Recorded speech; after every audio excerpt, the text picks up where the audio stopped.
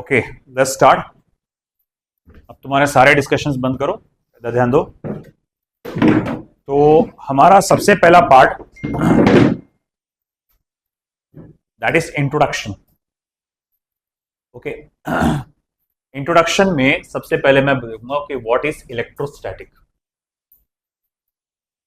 Introduction में मैं सबसे पहला पार्ट जो देखूंगा वो ये रहेगा कि व्हाट इज इलेक्ट्रोस्टैटिक, है ना। पहले ये देखूंगा मैं इलेक्ट्रोस्टैटिक। जैसे मैंने कहा इलेक्ट्रिक चार्जेस एंड फील्ड, और उसके बाद वाला chapter electric potential and capacitance. इनको कंबाइन में क्या कहा गया है ना, आपको इलेक्ट्रोस्टैटिक कहा गया है। तो इलेक्ट्रोस्टैटिक है क्या? अ ब्रांच ऑफ फिजिक्स या साइंस भी बोल सकते हैं आप, साइंस बोलना ज्यादा बेटर रहेगा, that deals with the study of stationary और slow moving charges. Slow moving charges is called as आपका इलेक्ट्रोस्टैटिक। फिजिक्स का या फिर साइंस का एक ऐसा ब्रांच जो हमें सिखाता है, जो हमें स्टडी कराता है ऐसे चार्जेस की जो कि अपनी जगह पे स्टेशनरी है, और अगर मूवमेंट में होंगे भी तो उनका मूवमेंट जो होगा बहुत ज्यादा स्लो होगा। क्योंकि जब उनका मूवमेंट थोड़ा सा फास्ट हो जाता है, अगर उनका मूवमेंट फास्ट हो जाता है तो वो जन्म देता है इलेक्ट्रोडायनेमिक्स को, यानी करंट इलेक्ट्रिसिटी को। क्योंकि आप जब देखते हैं कि करंट, किसी वायर में करंट फ्लो हो रहा है, तो उसमें आप जानते होंगे, आज के जमाने में आप सभी लोग डेफिनेशन 10th स्टैंडर्ड में भी पढ़ चुके, 9th 10th में भी, हाई स्कूल में भी, कि what is electric current, the flow of charges या flow of electrons is called as current. तो अगर आप करंट इलेक्ट्रिसिटी जब मैं आपको पढ़ाऊंगा तो मैं उसमें ड्रिफ्ट स्पीड के बारे में बताऊँ, और आपको पता चलेगी कि जो इलेक्ट्रॉन्स का जो फ्लो होता है किसी भी कंडक्टिंग वायर में, वो बहुत ज़्यादा हाई स्पीड पे होता है। आई बात समझ में आपको? तो हम लोग जो देख रहे हैं यहाँ पर कि अगर मान लो अगर चार्जेस मोशन में पहले तो होंगे नहीं, और होंगे भी तो अगर बहुत ज़्यादा स्लो मोशन में है अगर, तो वो कौन सी ब्रांच में आ रहा है यहाँ पर? इलेक्ट्रोस्टैटिक, है ना। अब देखो क्या है यहाँ पे, फिर अगला चीज हमारे मन में सवाल आता है, what is charge. What is charge? Charge क्या चीज है, हमसे ये सवाल पूछा जाएगा। चार्ज क्या चीज है? तो कुछ नहीं बेटा, चार्ज जो हम लोग बोलते हैं पॉजिटिव नेगेटिव, ऐसा कुछ पॉजिटिव नेगेटिव रियलिटी में नहीं होता है ना। सिर्फ हम लोग बोलते हैं कि किसी मैटर की प्रॉपर्टीज है। मैटर की क्या है? प्रॉपर्टीज है, जिसकी वजह से वो एक दूसरे को रिपेल करते हैं, या कभी कभार वो एक दूसरे को क्या करते हैं? अट्रैक्ट करते हैं। तो मैं यहां पर लिखूंगा what is charge. Properties of matter, properties of matter due to which it attracts और रिपेल ईच अदर, जिसके कारण ये एक दूसरे को अट्रैक्ट करते हैं या फिर एक दूसरे को क्या करते हैं? रिपेल करते हैं। तो उसी प्रॉपर्टी ऑफ मैटर को कहा गया है आपका चार्ज। आई बात समझ में? ठीक है। अभी फिलहाल हम लोग कहेंगे ठीक है कि ये सिनारियो जो कॉमन है कि लाइफ में बहुत जगह ये कॉमनली लाइफ में देखा जाता है सिनारियो। बोले कैसे? आपने कभी कभी देखा होगा, आपने स्कूल में करा होगा कि आपने पहले एक कपड़े के ऊपर इसको रब किया होगा, स्केल को, और बिट्स ऑफ पेपर को आपने उठाया होगा, उससे नचाया होगा इसको, है ना। या फिर कभी ऐसा हुआ होगा, बलून को आपने सर पे घसा होगा ऐसा, और दीवार पे चिपका दिया होगा आपने इसको, है ना। ऐसा पहले बोलते थे क्यों नहीं चिपक रहा? अरे तेल कम है रे, तेरे बाल पे तेल ज्यादा है बोले, है ना, बता इधर, तेरे बाल पे घसता बोले मैं।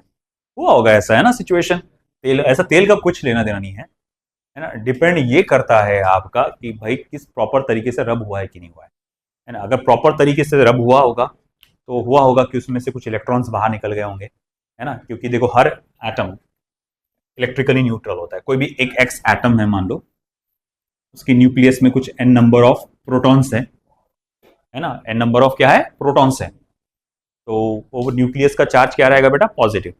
अब जितने नंबर ऑफ प्रोटॉन्स होते हैं या जितना पॉजिटिव चार्ज होता है उतना ही उसके पास क्या होता है? नेगेटिव चार्ज भी होता है। जब आप बॉडीज को घसते हैं तो क्या होता है, किसी एक में से वो निगेटिव चार्ज यानी कि इलेक्ट्रॉन लूजली बाउंडेड होने की वजह से वो निकल जाता है और किसी और बॉडी पे चला जाता है। अब जिस बॉडी पे वो चला जाता है हम लोग कहते हैं वो बॉडी निगेटिवली चार्ज हो गई, और जिस बॉडी पे से निकल गया तो वहां पर इलेक्ट्रॉन्स की कमी हो गई, तो हम कहते हैं वो क्या हो गई, पॉजिटिवली चार्ज। खैर, तो ये जो चीजें हैं हम लोग ने देखा कि हम लोग बालों पे रब करते हैं, बलून को दीवारों पे चिपकाते हैं, और इवन आपने देखा होगा कुर्सी पे आप बैठते हैं, अक्सर ऐसा होता है, आप शूज में अगर बैठे हैं, जैसे मैं शूज में बैठा हूँ, लगातार कुर्सी पे बैठा हूँ, बहुत देर तक बैठा हूँ, अचानक तुम किसी को हाथ लगाते हो टक करके, या मेटल को तुम लगाओ हाथ, ऐसा झटका लगता है अक्सर, है ना। या फिर आप कार ड्राइव कर रहे हो, कार ड्राइव करो और बाहर निकलते हुए जब आप दरवाजे को टच करते हो तब झटका लगता है अक्सर, है ना। क्यों? कार में जब आप ड्राइव करते हो पूरा इंसुलेटेड रहता, और जब आप मूवमेंट करते हो बार बार बॉडी, है ना, बॉडी मूव करती है, बॉडी मूव करने में से वो रब होती रहती है बार बार। अब जब बॉडी रब होती रहती है बार बार बार बार बार बार, आपकी बॉडी पे आ जाता है चार्ज, और जब वो बॉडी पे चार्ज आ जाता है मतलब आपकी बॉडी कुछ ना कुछ एक, शायद पॉजिटिव शायद नेगेटिव, डिपेंडिंग क्या हुआ हमको पता नहीं, बट वो चार्ज हो गई। अब वो चार्ज हो गई, अगर इसके पास पॉजिटिव चार्जेस, अगर ये पॉजिटिवली चार्ज हुई यानी क्या हुआ, इलेक्ट्रॉन्स की कमी है, और जब वो मेटल को हाथ लगाता है, इलेक्ट्रॉन्स के पास, मेटल के पास तो धड़ल्ले से बहुत सारे इलेक्ट्रॉन्स है जो घूम रही इधर से उधर, तो वो क्या करता है, इलेक्ट्रॉन्स खींचता है यहाँ से मेटल में से, और जब वो एक छोटा सा करंट का फ्लो होता है आपकी उंगली के जरिए, हाथ के जरिए, और फिर वो झटका लगता है आपको, एकदम चटक करके आती है ना आवाज। एक और होता है तमाशा, क्या करते हैं अपन, किसी को बिठाकर, वो तो किए होंगे तुमने, किसी को बिठाकर उसको टॉवेल से मारे होंगे, ये कि नहीं किए, है कि नहीं। आप कुर्सी पे बिठा देते हैं पैर ऊपर रख के कर, और फिर उसको टॉवेल से मारते हैं, है ना, और फिर उसको किसी को क्या करते हैं, बोलते हैं कि हाथ लगाओ, है ना, आप उसको हाथ लगाओ, तो जब हाथ लगाते थे चट करके क्या होता, झटका बैठता, झटका नहीं बोलेंगे उसको, एक्चुअल झटका बैठता, वो करंट इलेक्ट्रिसिटी का सब शॉक बैठता, जिसको हल्का सा माइनर शॉक बैठता। तो क्या किए, जब अपने टॉवेल से उसको ऐसा मारे, बार बार बार मारे, बोलते ऐसा, है ना, उसको मतलब बता, कपड़ा, है ना, उसको रब कर रहे हैं आप, ऐसा ऐसा, है ना, तो जब तुम उसको बार बार रब कर रहे हैं, तो जब ये रब हो रहा तो यहाँ से, तो ये इलेक्ट्रॉन्स निकल रहे इसमें से, है ना। अब मैं अभी भी फिलहाल ये रब कर रहा ना मैं, ये तो एक्चुअली यहाँ से हो रहा होगा मेरे, उसमें से पूरे इलेक्ट्रॉन्स शायद से निकल रहे होंगे, है ना, या फिर कुछ हो रहा होगा। अगर मैं दूर देर तक के करूंगा तो ये जो बाल है मेरे यहाँ के, वो ऐसे खड़े हो सकते हैं। क्यों? इन बालों में कोई चार्ज आ जाएगा, मान लो पॉजिटिव चार्ज आ गया सब में तो एक दूसरे को रिपेल करेंगे, नेगेटिव चार्ज आ गया तो रिपेल करेंगे दूसरे को, है ना। तुम बहुत ज्यादा देर तक के रब करते रहो करते रहो करते रहो करते रहो, तो जिसके बाल सिल्की है, तेरे जैसे बाल जैसा, है ना, वो भी एक पोजीशन हो सकती है कि भाई वो भी कर देना, मेरे नहीं होने वाले, वो मुझे मालूम है उसके लिए बहुत ज्यादा चार्ज करना पड़ेगा। बट जो हम लोग क्या कर रहे हैं कि जैसा इस तरह से चार्जिंग हम लोग देखते हैं कि ये इलेक्ट्रोस्टैटिक का हम लोग कॉमन लाइफ में यूज देखते रहते हैं।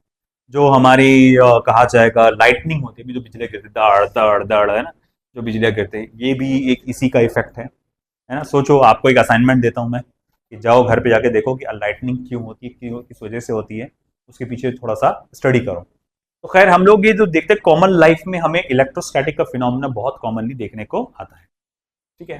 तो अब ये तो जितना ही पार्ट हमारा इंट्रोडक्शन पे था, अब हम लोग बढ़ रहे हैं आगे इलेक्ट्रिक चार्ज पे। थोड़ा सा ये कॉपी कर लीजिए, ये जो लिखा हुआ है मैंने, जस्ट अ मोमेंट।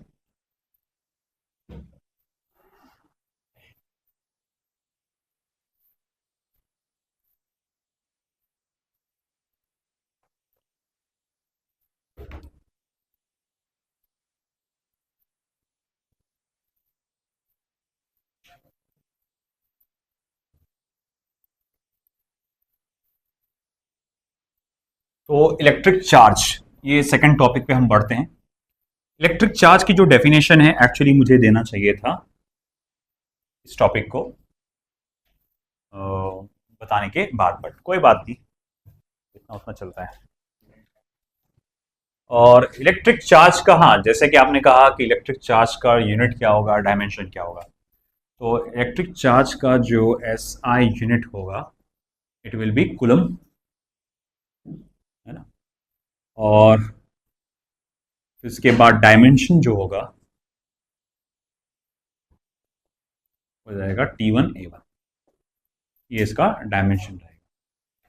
अब ऐसा है जैसे कि जो खोज की गई थी इलेक्ट्रिक चार्ज की, वो कैसे की गई थी, हालांकि हमारे कॉम्पिटिटिव एग्जाम्स के हिसाब से इतना इंपॉर्टेंट नहीं है, बट जस्ट एक अब ले लेते हैं।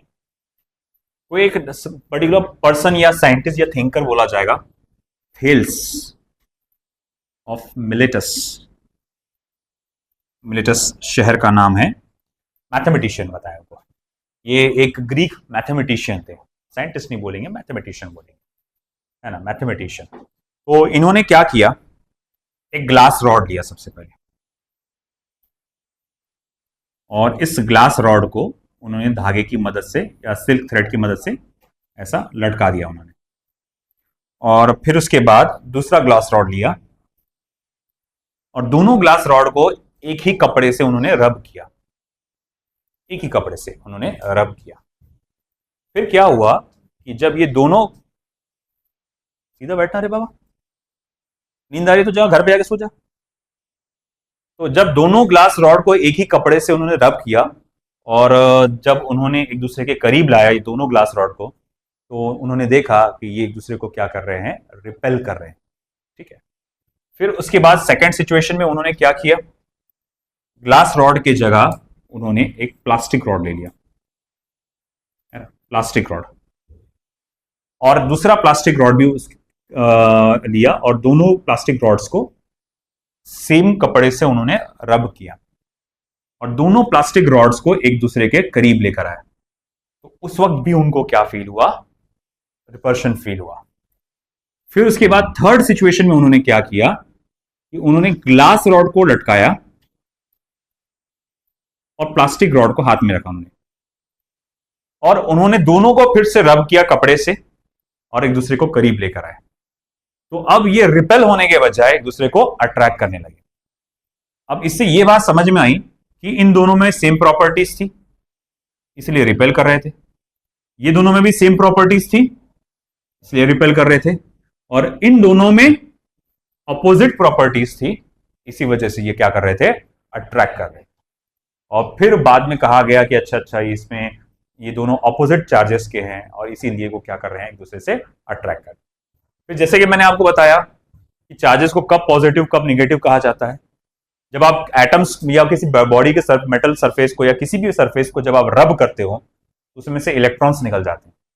तो अगर इलेक्ट्रॉन्स निकल गए तो किसी और बॉडी पे चले गए, है ना, मान लो दोनों बॉडीज इलेक्ट्रिकली न्यूट्रल थी, जैसे कपड़ा है फिलहाल, है ना, इलेक्ट्रिकली न्यूट्रल है, ये जो प्लास्टिक है ये भी इलेक्ट्रिकली न्यूट्रल है। अब जब मैं इसे रब कर रहा हूं वो क्या रहा होगा कि जिसका बॉन्डिंग इलेक्ट्रॉन का वीक होगा, मान लो कपड़े के इलेक्ट्रॉन का बॉन्डिंग कैसा है, वीक है, तो हो क्या रहा है यहां पर माइक्रोस्कोपिक लेवल पे, कपड़े के इलेक्ट्रॉन्स झड़ के निकल के इसको जाके चिपक रहे हैं, ये आपके प्लास्टिक के जो आपका कहा जाएगा पेन है उसको चिपक रहे हैं, है ना। अब इसमें से इलेक्ट्रॉन निकल गए तो यहां क्या आ गई, इलेक्ट्रॉन की कमी। पहले ये दोनों इलेक्ट्रिकली न्यूट्रल थे, इलेक्ट्रिकली न्यूट्रल मतलब इनके एटम्स के पास जितना पॉजिटिव चार्ज उतना निगेटिव चार्ज, इसके एटम के पास जितना पॉजिटिव चार्ज निगेटिव चार्ज। मगर आपने बार बार ऐसा रब किया काफी देर तक के, तो इससे क्या हुआ, इसमें के इलेक्ट्रॉन्स निकले इसके पास आ गए, तो अब इसके पास क्या हो गई, इलेक्ट्रॉन्स की कमी, और इसके पास एक्सेस हो गया। इलेक्ट्रॉन्स की कमी हो गई मगर न्यूक्लियस में के प्रोटॉन्स तो अभी भी उतने ही है कि नहीं, तो भैया मैं कहूंगा कि इसके पास प्रोटॉन्स ज्यादा है, इलेक्ट्रॉन्स कम है, इसके पास प्रोटॉन्स कम है, इलेक्ट्रॉन्स ज्यादा है, यानी इसके पास पॉजिटिव चार्ज ज्यादा है और इसके पास नेगेटिव चार्ज ज्यादा है। इसी कारण से ये क्या हो चुका है, पॉजिटिवली चार्ज, और ये क्या हो चुका है, नेगेटिवली चार्ज। तो इस तरह से दो चीजों को आपस में रब करने से हम लोग कहते हैं कि ये क्या हो चुके हैं, चार्ज हो चुके हैं। ठीक है, ओके। और बाकी बेंजामिन फ्रैंकलिन ये सब पॉजिटिव नेगेटिव इतना कुछ मैटर नहीं करता। हाँ, मिलिकन्स ऑयल ड्रॉप एक्सपेरिमेंट में आप जैसे आगे जाके पढ़ेंगे इस कॉन्सेप्ट को, I think it's dual nature of matter and radiation उस चैप्टर में, या फिर I am not very sure कौन सा चैप्टर था, ड्यूअल में ही था ना। तो dual nature of matter radiation में आप मिलिकन्स ऑयल ड्रॉप एक्सपेरिमेंट के बारे में पढ़ेंगे। तो उन्होंने वो एक्सपेरिमेंट परफॉर्म किया था और उस एक्सपेरिमेंट की मदद से पता लगाया था कि एक चार्ज यानी एक इलेक्ट्रॉन के पास कितना चार्ज होता है। इसकी वैल्यू उन्होंने बाद में मेंशन किया 1.6 × 10⁻⁻19 कूलम। हम लोग जो कहते हैं the charge of a single electron कितना होता है, 1.6 × 10⁻⁻19 कूलम। ठीक है, ओके। फिर हम लोग जाएंगे इसमें, नोट्स में आपको बहुत सारी चीजें मिलेंगी इसके अलावा भी, बट वो बस हिस्टोरिकल बातें हैं, वो बस आप उसको एक बार पढ़ लेना, वो मैं इसको इतना डिटेल एक्सप्लेन नहीं कर रहा अभी फिलहाल। और अब मैं आगे बढ़ता हूं हमारे इंपॉर्टेंट पार्ट पे। तो तीसरा पार्ट है conductors and insulators. Conductors and insulators. तो कंडक्टर्स एंड इंसुलेटर्स, इसके बारे में हम पढ़ेंगे। कुछ मटेरियल ऐसी होती है जिसमें से चार्जेस का फ्लो एक जगह से दूसरी जगह पे आसानी से हो सकता है, या फिर मैं कहूंगा कि इलेक्ट्रिक करंट का फ्लो एक जगह से दूसरी जगह से आसानी से हो सकता है ना। मान लो मेरे पास एक मेटल रॉड है ना, मेटल रॉड है, मेटल की सुई है, अगर मान लो मैं किसी एक सॉकेट में, खासतौर से मैं देखता हूं लाइव वायर वाला जो सॉकेट है उसमें वो डालता हूं और बटन को चालू कर देता हूं, है ना। तो भैया आप जानते हैं कि क्या होने वाला है आगे, जोरदार झटका। हाँ, ये झटका हर किसी ने खाया होगा जिंदगी में, एक ना एक बार तो झटका खाया ही होगा, है ना। है कि आप में से कोई ऐसा जिसको आज तक जिंदगी में इलेक्ट्रिक करंट जरा सा भी नहीं लगा, शॉक वॉक कोई है क्या? किसी को फील नहीं आया अभी तक के? आप में से कोई है? नहीं, अगर नहीं आया तो हम अभी करवा के देते हैं आपको इंतजाम, है ना।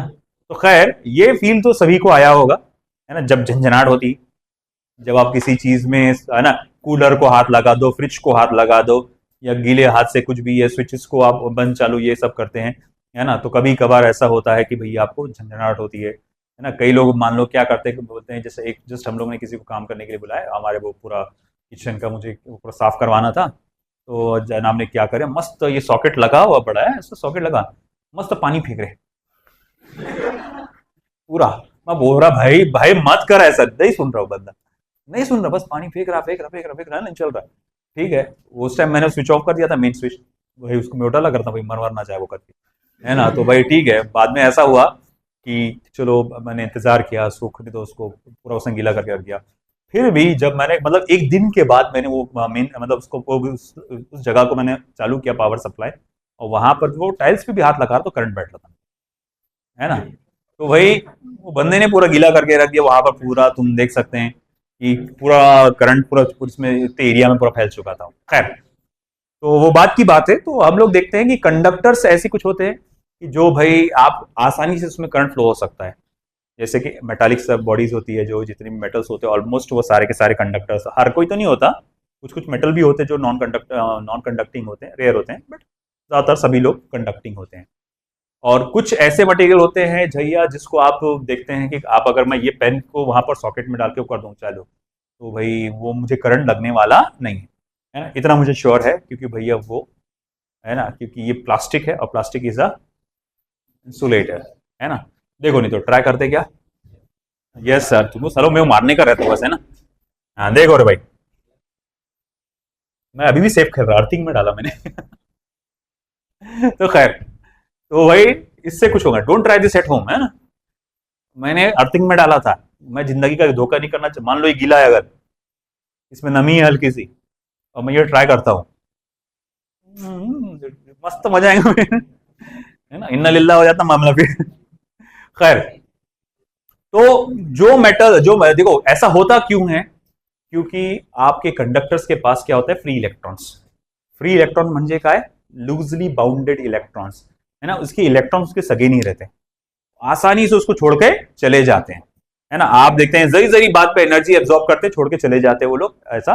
तो इसी वजह से कंडक्टर्स में बहुत आसानी से इलेक्ट्रॉन इधर से उधर इधर से उधर इधर से उधर फ्लो होते रहता है।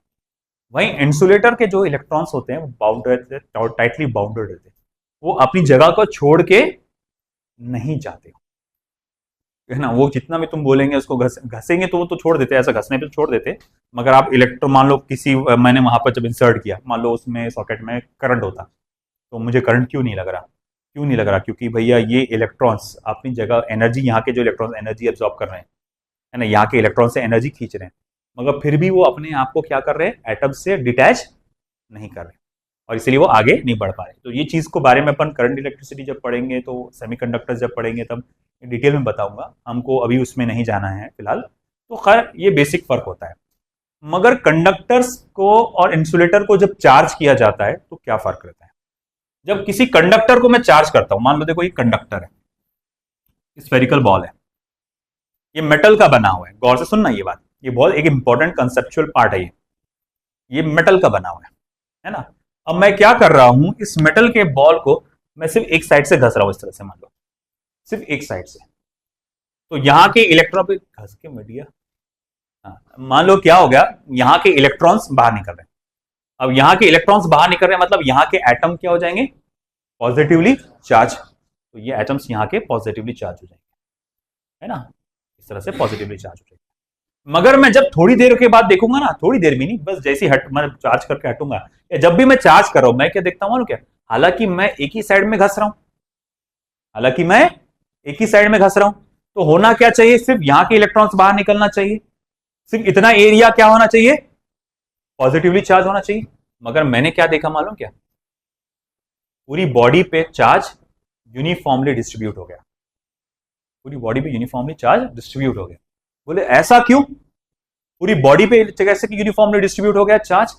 भैया यहां एक दूसरे का ख्याल रखा जाता है। क्यों? क्योंकि भाई यहां के इलेक्ट्रॉन सब कैसे आवारा है, मगर माना जाता है कि भाई जो आवारा होता है वही सबसे ज्यादा, है ना, वफादार जिसको कहा जाएगा, प्यार बड़े, जो सबसे ज्यादा आवारा जैसा।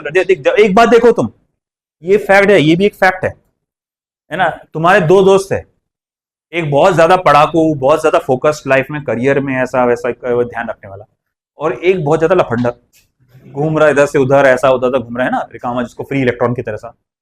तुम मुसीबत में है, दोनों को कॉल करो, वो जो पढ़ने लिखने वाला है ना, वो शायद ही आया तो आया, मगर लफंडर जो है वो बिल्कुल, अरे अब भी चाया, बोल बस देखो क्या प्रॉब्लम है, अब भी चाहे। ये मैंने भी प्रैक्टिकली देखा, मैंने लोगों से भी सुना है कि ये बात सही है, फैक्ट है, और ये है। तो मॉरल ऑफ द स्टोरी, पढ़ाई छोड़ो, लफंडर बनो, ऐसा नहीं रे बाबा। मतलब की बात होगी, बोले, है ना। अब कैसा है कि आप जब ये रब करते हैं, जब ये रब करते हैं, तो हम क्या देखते हैं कि ये मेटल है, मेटल के पास फ्री इलेक्ट्रॉन्स है, ऐसे इलेक्ट्रॉन जो लूजली बाउंडेड है, जो घूम रहे इधर से उधर। अब यहां पर इलेक्ट्रॉन्स की कमी हुई ना, तो वो क्या करेगा, बाजू से इलेक्ट्रॉन खींच लेगा। तो ये इधर कमी होगी तो वो भी बाजू से खींच लेगा, इधर कमी होगी तो वो भी बाजू से खींच लेगा। ऐसे ही करते करते करते क्या होगा, फिर पूरी बॉडी पे जो चार्जेस होंगे वो यूनिफॉर्मली डिस्ट्रीब्यूट हो जाएंगे, किसी एक जगह पे नहीं रहेंगे, है ना। किसी एक जगह पे अगर मान लो यहाँ पर पॉजिटिव चार्ज ज्यादा हो गया, तो वो क्या करेगा, यहाँ से इलेक्ट्रॉन खींच के अपने आप को न्यूट्रलाइज कर लेगा, फिर ये पॉजिटिव चार्ज हो गया, है ना, फिर ये पॉजिटिव चार्ज हो गया तो ये भी इलेक्ट्रॉन खींच के अपने आप को न्यूट्रलाइज कर लेगा। तो इस वजह से वो चार्जेस जो है यूनिफॉर्मली डिस्ट्रीब्यूट होते हैं। और अगर मान लो आपका ये यूनिफॉर्म नहीं रहा, अगर ये बॉडी यूनिफॉर्म नहीं है, कुछ इस तरह से, है ना, इस तरह से, है ना, मान लो इंसुलेटेड स्टैंड पे है ये लगा हुआ, और ये बॉडी कुछ इस तरह से, आप देख सकते हैं इधर का रेडियस जो है ज्यादा है और इधर का रेडियस क्या है बेटा, कम है। और फिर से मैं क्या करता हूं, किसी एक साइड को रब करता हूं, किसी एक साइड को रब करता हूं, तो मैं ये जानता हूं किसी एक साइड को रब करने की वजह से चार्ज पूरी बॉडी पे फैलता है। ये कंडक्टिंग पार्ट है ना, मेटल की बात चल रही है ना, तो चार्ज पूरी बॉडी पे फैलता है। और जब ये चार्ज पूरी बॉडी पे फैलेगा, चार्ज ये पूरी बॉडी पे जब फैलेगा, तो मैं ये नोटिस करता हूं कि यहां जो सरफेस चार्ज डेंसिटी है, it is inversely proportional to radius. मतलब जिस पार्ट का रेडियस, जैसे ये मैं बोलूंगा ये कर्व्ड सरफेस है, ये भी कर्व्ड सरफेस है, इसका कर्व्ड सरफेस का रेडियस ऑफ कर्वेचर क्या होगा, कम होगा, और इसके कर्व्ड सरफेस का रेडियस ऑफ कर्वेचर क्या होगा, ज्यादा होगा, है ना। तो जिसका रेडियस कम, उसका सरफेस चार्ज डेंसिटी ज्यादा, और जिसका रेडियस ज्यादा, उसका सरफेस चार्ज डेंसिटी कम। तो मैं क्या देखूंगा अब यहां पे, कि यहां पर छोटी सी जगह पे बहुत सारे चार्जेस है, और यहां इतनी बड़ी सी जगह पे बहुत कम चार्जेस है। तो ऐसा सीन कहां देखने को मिलता है, कंडक्टर्स में। अगर बॉडी यूनिफॉर्म है, स्फेरिकल मतलब रेगुलर शेप बॉडीज है, तो रेगुलर शेप बॉडी में क्या होगा, चार्ज पूरी तरफ फैलेगा, है ना। और अगर मान लो इस तरह से है, कोई नॉन यूनिफॉर्म है, तो जो शार्प एज रहेगा वहां पर सबसे ज्यादा चार्ज जमा होंगे। ये बात याद रखना, ये वाला पॉइंट आगे जाके लीकेज ऑफ चार्जेस समझने के लिए काम में आने वाला है। ये वाला पार्ट, लीकेज ऑफ चार्जेस, और ये वाला पार्ट भी जो मैं बता रहा हूं, और अभी और एक चीज बताने वाला हूं, ये बहुत इंपॉर्टेंट पार्ट है कई सारे कॉम्प्लेक्स प्रॉब्लम्स को सॉल्व करने के लिए। अब जैसे मैंने कहा कि ये देखो, ये ऊपर की बॉडी पे मतलब मान लो चारों तरफ ये पूरी बॉडी के ऊपर क्या होगा, फैलेगा, इक्वली फैलेगा। मान लो फॉर एग्जाम्पल तुम्हारे पास एक ऐसी बॉडी है जो सॉलिड है, बस अंदर से खोखली नहीं है, पूरी भरी हुई है। और तुम क्या कर रहे हो, किसी तरह से मान लो कि तुम अंदर उसको चार्ज कर रहे हो, अंदर से चार्ज कर रहे हो कुछ भी तरीके से। या मान लो कि यहां पर थोड़ा सा ऐसा इमेजिन कर लो कि ये कुछ इस तरह से गड्ढा है, यहां पे इस तरह से ये गड्ढा है, और मैं इसके अंदर के पार्ट को रब कर रहा हूं, ये कुछ इस तरह से किसी तरह से रब कर रहा हूं अंदर के पार्ट को, एक इमेजिनेशन के तौर पे। तो मैं अंदर से चार्ज निकाल रहा हूं बाहर। मैं कहां से निकाल रहा हूं, अंदर से। ये ऐसी भी रही, और अगर मैं बोलूं किसी तरह से मैं अंदर के पार्ट को चार्ज कर रहा हूं, तो मैं क्या देखता हूं कि भले ही आप अंदर के पार्ट को चार्ज कर रहे हो या कहीं भी पार्ट को चार्ज कर रहे हो, आप देखते हो कि मेटल में, आप क्या देखते हो, मेटल में चार्ज जो है सिर्फ और सिर्फ आउटर सरफेस पे होता है। चार्ज जो है वो सिर्फ और सिर्फ क्या होता है, आउटर सरफेस पे। जैसे फॉर एग्जांपल ये देखो, दो स्फेरिकल शेल्स है, शेल बोलो, स्फीयर बोलो, जो बोलना बोलो। जैसे मान लो ये स्फीयर है, इसका रेडियस r1, इसका रेडियस r2, ये रेडियस है ना, और ये दोनों भी आपस में कनेक्टेड है with the help of a wire, है कि नहीं, with the help of a wire. मैं क्या कर रहा हूं, अंदर वाले बॉडी को चार्ज कर रहा हूं, है ना, अंदर वाली बॉडी को क्या कर रहा हूं, चार्ज कर रहा हूं।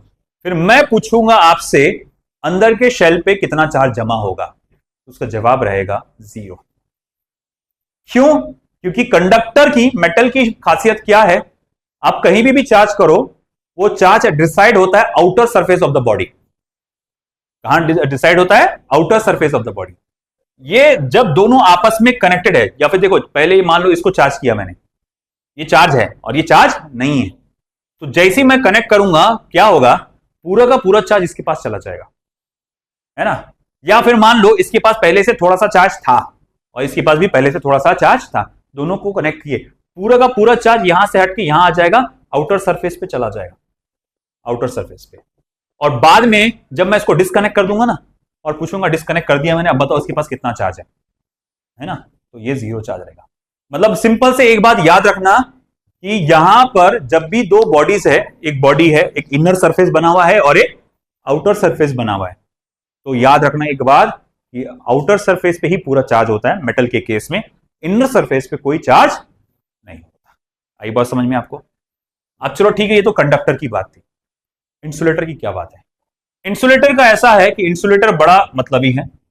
आप मान लो इस जगह से आप चार्ज निकाल रहे हो, है ना, तो आप क्या देखते हो, आपने इस पार्ट को, जैसे मैंने पेन को, जब मैं पेन को इस जगह पे रब कर रहा हूं, है ना, तो जब ये पेन को मैं इस जगह पे रब कर रहा हूं, तो मान लो कि इसमें निगेटिव चार्ज जनरेट हो रहा है, पेन में क्या जनरेट हो रहा है, निगेटिव चार्ज। तो मैं ये देखूंगा कि सिर्फ पेन का नीचे वाला हिस्सा निगेटिवली चार्ज है और ये वाला हिस्सा पॉजिटिवली चार्ज है। मेरा हाथ भी sorry not positively charge, neutral है, मेरा हाथ भी फिलहाल क्या है, न्यूट्रल है। तो जब मैं पेन को ऐसा रब कर रहा हूं, बार बार बार बार बार बार बार बार बार बार बार बार करूंगा रब ऐसा, तो वो सिर्फ नीचे वाला हिस्सा क्या होगा, चार्ज होगा, बाकी पूरा हिस्सा न्यूट्रल रहेगा, है ना। अगर मैंने इसी की जगह मेटल का इस्तेमाल किया, मान लो ये मेटल रॉड है, और जब मैं उसको ऐसा ऐसा रब कर रहा हूं, तो क्या होगा, ये भी पूरा का पूरा मेटल रॉड चार्ज हो जाएगा, इवन मेरा हाथ भी चार्ज होगा, ये पूरा एक बॉडी की तरह बिहेव करेगा, और उसका असर मुझे यहां अपने बालों पे यहां पर देखने को मिलेगा, है ना। अब बहुत देर तक अगर मैं करूं, क्योंकि मुझे बॉडी बड़ी है तो उसको ज्यादा चार्ज करना पड़ेगा, तो बार बार बार बार बार बार ऐसा, है ना। आप जब करेंगे एक ही जगह पे भी नहीं, अलग अलग जगह पे करो, है ना, तो आप देखेंगे थोड़ी देर के बाद, अगर ये मेटल होता था, ये क्यों नहीं हो रहा मेरा हाथ अभी, क्योंकि ये क्या है, प्लास्टिक है। अगर मेरे हाथ में कोई मेटल रॉड होता, उसको मैं रब कर रहा होता बार बार, तो पॉसिबिलिटी थी कि ये मेरे हाथ पे यहाँ जो बाल है वो खड़े हो जा रहे होते, ये पूरी बॉडी चार्ज हो गई थी। मगर उसकी भी पॉसिबिलिटी कम, इस वजह से कि human body is a good conductor, पूरी बॉडी पे फैलेगा, तो पूरी बॉडी को चार्ज करने के लिए बहुत ज्यादा चार्जेस लगेंगे, है ना, इसीलिए। तो खैर समझ में आई आपको कंडक्टर्स एंड इंसुलेटर्स के बात को लेकर, कॉन्सेप्ट को लेकर। चलिए अब आगे बढ़ते हैं, हमारा चौथा टॉपिक वो है आपका, और कुछ बचा, हाँ एक इसमें पॉइंट आया था और ये डिस्कस भी करना जरूरी है, why electric circuit and appliances are earthed. Electric circuits और अप्लायंसेस को अर्थिंग क्यों की जाती है ना। जो तीसरा ऊपर का है सॉकेट जिसमें मैंने डाला था पेन, अर्थिंग का है वो, है ना। अभी फिलहाल कुछ भी नहीं हो, बस वो कनेक्टेड है अर्थ से, जमीन से। तो अर्थिंग क्यों की जाती है? तुम्हारे कूलर में, घर में जो कूलर लगा हुआ है, फ्रिज में जो है देखें, फ्रिज लगा होगा, सारी चीज़ों में आप जो प्रेस का इस्तेमाल करते हैं, है ना, आप हीटर गीज़र का इस्तेमाल करते हैं, उसमें सब में जो है एक अर्थिंग पिन होती है। हम लोग इतने अगाऊ होते हैं, 2 पे काम चल जा रहा ना, वो अर्थिंग पिन बिना उसका भी आप 2 पिन लगा देते हैं, है ना। मैं भी यूज़ कर रहा, ऐसा नहीं है ना। हालांकि मैंने सामने वाले को बोला, बीच में मेरा एक्सटेंशन खराब हो गया था, सामने मैंने वाले को बोला कि वो 3 पिन का बना के दो मुझको। वो बोले है नहीं, ऐसा नहीं है, वैसा नहीं करके मैंने बोला ठीक है, काम चला लेते अभी का, है ना, ह्यूमन नेचर। तो मेरे को मालूम है सेफ नहीं है, बहुत खतरनाक रिस्की है वो, मगर फिर भी मैं क्या कर रहा हूँ, अभी मालूम विदाउट अर्थिंग पिन इस्तेमाल कर रहा हूँ, but it is very dangerous, है ना। क्यों ऐसा? क्योंकि देखो क्या होता है, सबसे ज़्यादा जो करंट लगता है, आपको झटका लगता है, वो लगता है ड्यू टू व्हाट, आपका अर्थिंग ना होने की वजह से। घर में पुअर अर्थिंग है, किसी किसी के में 3 पिन भी लगा हुआ है, मगर घर की अर्थिंग ही पुअर है। अपने लोग ध्यान नहीं देते किसी भी चीज़ पे प्रॉपर, पुराने ज़माने का घर बना हुआ है, कब उसके कनेक्शन हुए होंगे पता नहीं, है ना। और अर्थिंग पिन क्या है, वो बहुत ज़्यादा पुअर है, और उसके वजह से फिर क्या होता है कि भैया बहुत सारे ऐसे हादसे होते हैं। अभी रिसेंट में एक हमारे यहाँ जो काम करते थे बादापुर में, तो उनके यहाँ उनका एक पोता था, ज़्यादा बड़े नहीं, आई थिंक वो कुछ 10-11 साल का ही होगा, ज़्यादा नहीं। वो सिर्फ फ्रिज पे ऐसा टेका लगा के बैठा था, फ्रिज पे उसे टेका लगा के बैठा, ऑन स्पॉट खत्म, है ना, ऑन स्पॉट। क्यों? क्योंकि वहां पर प्रॉपर अर्थिंग नहीं थी, है ना। तो वो भाई जरे से ऐसे हादसे कूलर में भी होते हैं। कूलर को भी आप कभी कभार आप ऐसा कुछ टच कर दो या कर दो, उस पर झटका लगता ही है ना। कोशिश करो जब भी आप कर रहे हो तो आप इंसुलेटेड हो एटलीस्ट नीचे से, क्योंकि आपको झटका मार के फेंक देगा वो, और अगर इंसुलेटेड ना हो तो पकड़ देगा। पकड़ लेगा इन द सेंस वो नहीं, हाथ चिपक जाते बोलते अपन, है ना। एक होता है, 2 तरह का शॉक होता है, एक आपको थ्रो कर देता है झटका। अब अगर आप इंसुलेटेड है, आप ऐसी चीज को चट कर लगेगा, थ्रो कर देगा आपको। क्यों? आपकी बॉडी में चार्ज गया, है ना। बॉडी को क्या, मतलब चार्ज को क्या रहता है, उसको जमीन में जाने की वो रहती है। जमीन में जो भूखा है, अंधा कुआं जैसा है, उसमें जितना चार्जेस दो मैं रखने को तैयार हूँ, खाने को तैयार हूँ, जितने चार्जेस देना है दे दो। देखो जमीन का ये कहता है। तो अब ऐसा है कि ठीक है, जमीन तो बोलती है कि भाई दो मुझको जितने चार्जेस है। तो इसीलिए हम लोग क्या करते हैं, हमारे सारे अप्लायंसेस को जमीन से कनेक्ट करके रखते हैं, तार लगाते, कॉपर वायर, है ना। मान लो हर जो सॉकेट है यहाँ से कॉपर वायर जाता, और हमारे घर के बाहर अर्थिंग लगाई जाती सिस्टम, है ना। गड्ढा खोद के उसके अंदर कोयला, नमक, वो सब डालते हैं, मेटल प्लेट डालते हैं, सब उसमें अर्थिंग लगाते हैं। अब अगर सीन ऐसा हुआ कि किसी ने पैसे बचाने का, जान तो कुछ नहीं होता, ऐसी कुछ भी ऐसी कर डाला, अर्थिंग पुअर रहे, मतलब ऐसी बस जमीन में गाड़ दिया तार, मतलब अर्थिंग पुअर हो गई। तो उसमें सिचुएशन क्या होगा कि अगर मान लो किसी वजह से बॉडी में करंट आ गया, बॉडी में, कौन सी बॉडी में, मतलब मशीन के जो भी मशीनरी है, कूलर होगा, फ्रिज में, कभी होता है, कभी कभार वायर टच हो जाता है, कुछ हो जाता है, बॉडी आसानी से करंट जाता है। कूलर में आप देखते होंगे अक्सर पानी भरा हुआ पड़ा हुआ है अंदर, उसमें मोटर पड़ी हुई है अंदर, है ना, वायर है उसके अंदर, पूरा वायर सिस्टम है। एक हल्का सा कट आ गया वो वायर के अंदर, अगर वायर में हल्का सा कट आ गया तो पानी में करंट आ जाएगा, पानी की वजह से मेटल बॉडी में करंट आ जाएगा, है ना। और आप ऑफकोर्स फील करेंगे जब हाथ लगाएंगे तो उसको। तो अब ऐसा है कि उसको बचाने के लिए क्या किया जाता है, एक अर्थिंग पिन होती है। वो अर्थिंग पिन जो जो वायर होता है, वायर वो जाता है और वो बॉडी के साथ कनेक्टेड रहता है कूलर के। तो जो ये हमारा मान लो एक सॉकेट है, ये अर्थिंग का सॉकेट है, एक लाइव वायर का रहता है, एक न्यूट्रल वायर का रहता है, उसको हम लोग बोलते हैं पॉजिटिव निगेटिव, और ये ग्राउंड उसको कहा जाता है, ग्राउंड 0 वोल्ट, है ना। इसमें से 2 वायर जाते हैं ऐसे, ये मशीनरी से उससे अटैच होते हैं, जहां पर वर्किंग सिस्टम है उससे अटैच होते हैं। और ये जो तीसरा वायर होता है ये बॉडी से अटैच होता है, या फिर हम लोग उसी जगह लगा रहे हैं अगर मान लो, तो ये बॉडी से अटैच होगा, सिर्फ बॉडी से अटैच होता है। तो मान लो किसी वजह से अंदर कुछ लीकेज हुआ और बॉडी पे चार्जेस आ गए, ये करंट फ्लो है, तो हो क्या रहेगा, क्योंकि ये कहाँ से कनेक्टेड है, ये जमीन से कनेक्टेड है ना। गड्ढा खोद के आपने जमीन के अंदर हमारे घर के बाहर उसमें डाले, तो किसी वजह से अगर बॉडी पे चार्ज आ गया तो ये चार्ज इसके जरिए फ्लो होगा यहाँ पे, और कहाँ जाएगा, सीधा जमीन पे। और ऐसी सिचुएशन में अगर आप हाथ लगाते हैं तो यू विल बी सेफ, है ना। आपको करंट लगने के, झटके लगने के चांसेस बहुत ज्यादा कम होंगे, है ना। अब अगर सपोज करो, इमेजिन करो कि ये है नहीं, है ना, ये है नहीं, चार्ज बढ़ते जा रहा, बढ़ते जा रहा, बढ़ते जा रहा, बढ़ते जा रहा, बढ़ते जा रहा, बढ़ते जा रहा, बढ़ते जा रहा, बढ़ते जा रहा, बढ़ते जा रहा, है ना। और आपने इसको गलती से हाथ लगा दिया, है ना। अब अगर सपोज करो आप इंसुलेटेड भी थे, मगर वो बहुत जोरदार झटका मारेगा, है ना, अच्छा खासा झटका मारेगा, और अगर इन केस आप इंसुलेटेड नहीं है, खुदा ना खास्ता, है ना, आपने शूज व्यूज निकाल के आराम से उसको टच किया, तो उसको चार्जेस को जमीन में जाने के लिए क्या चाहिए थी, रास्ता चाहिए था। वो पहले वायर के थ्रू भेज रहे थे आप, कॉपर वायर, लो रेजिस्टेंस, आपकी बॉडी का रेजिस्टेंस हाई है उसके कंपैरेटिव, मगर अब चलो ठीक है, वो है नहीं वहां पर, आपने हाथ लगा दिए, नीचे से जा रहा हूं, अब उसको मौका मिल गया क्योंकि सप्लाई तो लगातार चालू है ना, है कि नहीं, मौका मिल गया, दर दर दर दर दर, वो फिर छोड़ता नहीं, वो हाथ जो चिपक जाता ना, वो आपको चिपक, वो बोलते लकड़ी से मार के छोड़ना पड़ता है ना, ये सिचुएशन होती है। इसीलिए बहुत ही खतरनाक होता है, बहुत ही डेडली सिचुएशन होती है ना। मैं खुद इस चीज को सोचता हूँ बार बार कि उसको मैं अर्थिंग पिन लगा दूंगा, है ना। आप भी ये चीज है, अगर आपके घर में कोई भी अप्लायंस है, हैवी अप्लायंस है खासतौर से, जैसे कि आप कूलर है, फ्रिज है, एसीज है, और इवन आपके जो घर में प्रेस आप इस्तेमाल करते हैं आयरनिंग के लिए, सबसे ज्यादा कॉमनली वहां होता है पानी की मोटर। ये दो चीज, एक सिचुएशन देखा था मैंने ऐसी, पानी की मोटर का, पानी की मोटर, एक बंदा चलती हुई मोटर को उसने सोचा कि मैं उठा के रख दूं इधर, है ना, वो कई बार होता है, हम लोग करते हैं एडजस्ट, ऐसे यूं हो जाता है, अब वो सोचता है इस बार भी हो गया, हर बार हो जाएगा। उसने बंदे ने क्या किया, चलती हुई मोटर को उसने कोशिश किया कि मैं उठाता और डिस्प्लेस करके यहां रख देता, है ना। उसको इतना डेंजरस शॉक लगा, वो बोलते गली के बीच में कर रहा था वो, तो वो दाड़ दाड़ दाड़ दाड़ दाड़ ऐसा उसके अंदर वो टकराया, वो ऑन स्पॉट खत्म। हाँ, तो पानी की मोटर, इसके साथ कभी खेल मत करो। और हम धड़ल्ले से उसको 2 पिन पे लगाते, आप देखो यकीनन आपके यहाँ घर में लगी होंगी, अगर मतलब अच्छे से फिक्स होंगी तो अलग बात है, वो जो अपन नलों में ले जाके लगा देते, वो काम चल रहा ना, 2 पिंस में लगा होगा, 2 पिंस में चलता है ना, मेरे घर में चल रहा है इसलिए बोल रहा ना मैं है ना। अब भैया को बोलता मैं अक्सर, अरे यू तुमको बड़ा समझ में आता तेरे को, तो बोल कर वो कर देते, चल दो छोड़ो, मैं क्या बोलूँ, है ना।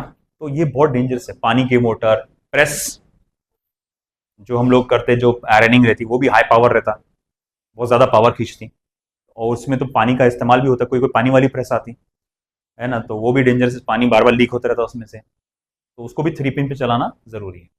खुदा ना खास्ता कभी कि एक आध दिन वोल्टेज हाई फ्लक्चुएट हुआ, वायर उसके इधर उधर हुआ, तो वो बोलने के लिए एक ही बार होता है, वो हमेशा के लिए खत्म मामला हो जाता है। तो बिवेयर, ये चीज को प्रॉपरली ध्यान रखो इस चीज को, ठीक है। क्या बोल रहे हैं, अपने क्लास में अर्थिंग है कि नहीं इमरान सर से पूछ जाके उन्होंने अर्थिंग लगाया क्या है, जैसे उधर क्या बोलो, पैसे बचा रहे है, उधर लगा हुआ है वो, उधर साइड कॉर्नर में, जस्ट उस साइड में जो अपना आखिरी एंड है वहां लगाए थे सर, मेरे सामने देखा था मैंने, तो वहां पानी डालने से कुछ नहीं होता, उससे पानी डालने से क्या हो रहा,